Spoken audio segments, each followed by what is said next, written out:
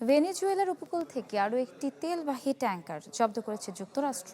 শনিবার সামাজিক যোগাযোগ মাধ্যম এক্সে দেওয়া একটি পোস্টে বিষয়টি নিশ্চিত করেছেন যুক্তরাষ্ট্রের হোমল্যান্ড সিকিউরিটি মন্ত্রী ক্রিস্টি নোয়েম।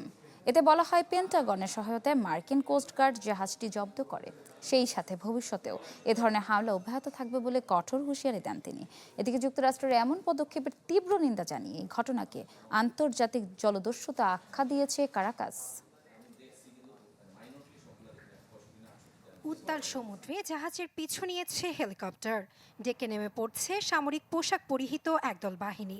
দেখে মনে হবে ভয়ঙ্কর জলদস্যুদের আক্রমণের শিকার কোনো জাহাজ। তবে ভেনেজুয়েলা উপকূলে সেঞ্চুরিস নামের তেলবাহী জাহাজ জব্দে যুক্তরাষ্ট্রের চালানো অভিযানের ফুটেজ এটি। চলতি মাসে মাত্র 11 দিনের ব্যবধানে দ্বিতীয়বারের মতো ভেনেজুয়েলার জাহাজ জব্দ করেছে ট্রাম্প প্রশাসন। শনিবার সামাজিক যোগাযোগ মাধ্যম এক্সে দেওয়া পোস্টে বিষয়টি নিশ্চিত করেছেন যুক্তরাষ্ট্রের হোমল্যান্ড সিকিউরিটি মন্ত্রী ক্রিস্টি নোয়েম।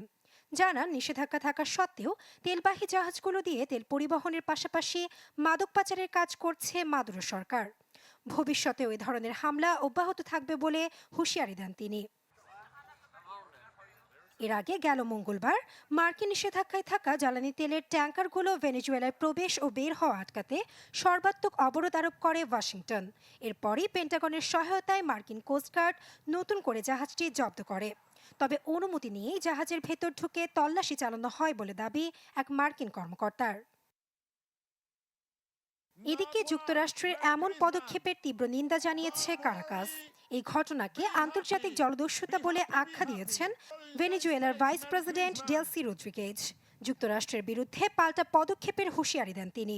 এক্ষেত্রে জাতিসংঘের নিরাপত্তা পরিষদ, অন্যান্য বহুপাক্ষিক সংস্থা ও বিশ্বের বিভিন্ন সরকারের কাছে অভিযোগ দায়ের করা হবে বলে জানান রদ্রিগেজ। দুই দেশের চলমান অস্থিরতার মধ্যে পুয়ের্তো রিকোর মার্কিন ঘাঁটি ঘিরে সামরিক তৎপরতা জোরদার করেছে যুক্তরাষ্ট্র। ক্যারিবীয় অঞ্চলে মাদক চোরাচালান দমনে যোগ দিয়েছে হাজার হাজার মার্কিন সেনা, যুদ্ধবিমান ও বিমানবাহী বিশাল আকৃতির রণতরী।